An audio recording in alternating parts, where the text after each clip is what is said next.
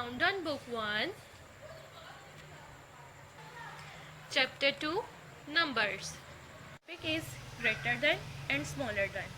तो इसके लिए हमें जो है साइन जो है वो हमें मस्ट पता होने चाहिए कि ग्रेटर देन का कौन सा है और लेस देन का कौन सा है. लेस देन को आप स्मॉलर देन भी कह सकते हैं. अब हमारे पास जो ग्रेटर देन है वो हमारा, ये याद रखें, राइट हैंड जो है हमारा वो ग्रेटर देन है and the left hand is smaller than.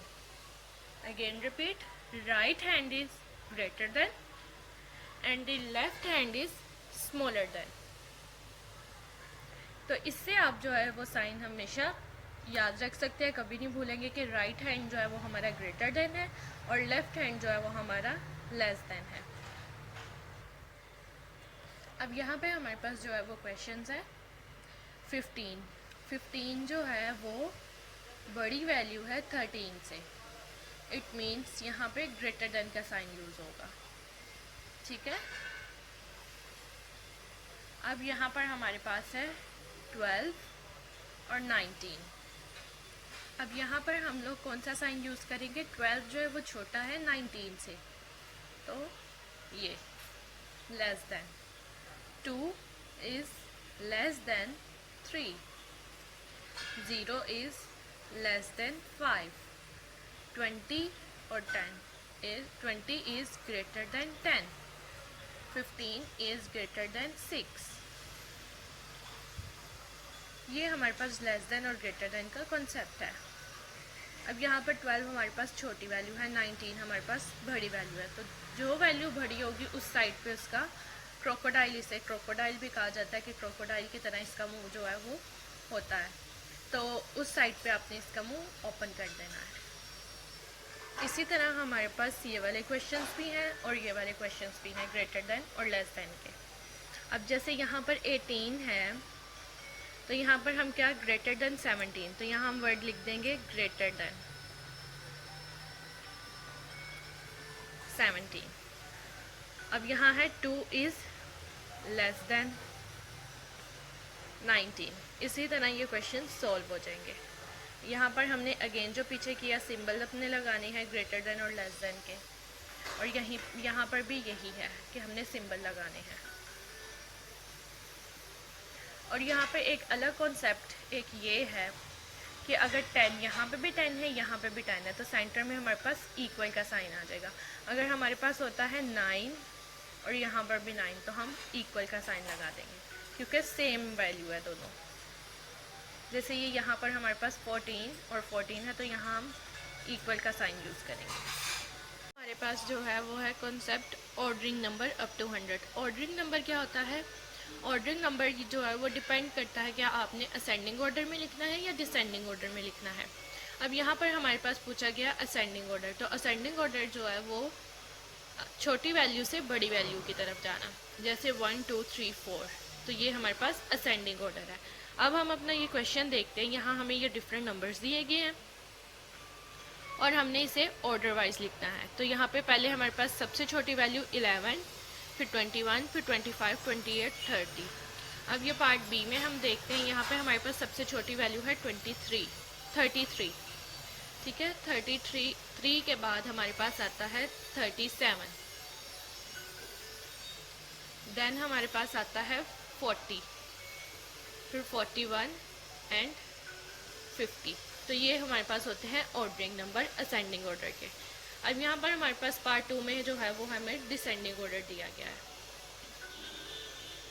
अब इसके अंदर जो है हमने बड़ी वैल्यू से छोटी वैल्यू की तरफ जाना है. तो यहाँ बड़ी वैल्यू कौन सी है? सबसे पहले 69, देन हमारे पास 58, then 47, 44 and last one is 43. तो ये हमारे पास हो गए डिसेंडिंग ऑर्डर. इसे हम कहते हैं ऑर्डरिंग नंबर्स. अब हमारे पास है ऑर्डिनल नंबर. ऑर्डिनल नंबर, ये आपको एक पिक्चर जो है वो दी गई है. ये एक ट्रेन बनी है और इनको जो है नंबर्स जो हैं वो ऑर्डर में लिखे गए हैं. जैसे यहाँ लाइन है हमारे पास, तो इसका फर्स्ट नंबर है. रैबिट है तो सेकंड नंबर. इसी तरह हमारे पास जो है ये उन्होंने 10 तक हमें दिए हुए हैं. तो ये जो हमारे पास पेज है इसमें उन्होंने कहा कि हमने जो है वो शफल करके यहाँ पर डायग्राम बना दी है तो आपने जो है इनको ऑर्डर वाइज लिखना है। जैसे यहाँ पर लाइन जो है हमारे पास फर्स्ट नंबर पे है तो यहाँ फर्स्ट लिख दिया है। अब यहाँ रैबिट जो है हमारे पास सेकंड नंबर पे है तो यहाँ हम सेकंड लिखेंगे, ठीक है। और इसी तरह हम जो है ये अपने सारे फिलअप कर लेंगे। जैसे यहाँ पर हमारे पास माउस है 8 नंबर पे तो यहाँ 8 लिख दिया है। ये एक इजी एक्टिविटी है और मज़े की है, आपको ये करने में बहुत एंजॉय करेंगे आप। ऑर्डिनल नंबर्स के अंदर हमें ये एक सिनेरियो दिया गया है जो कि बर्ड्स का है। तो इसके अंदर जो है हम इसे रीड करते हैं।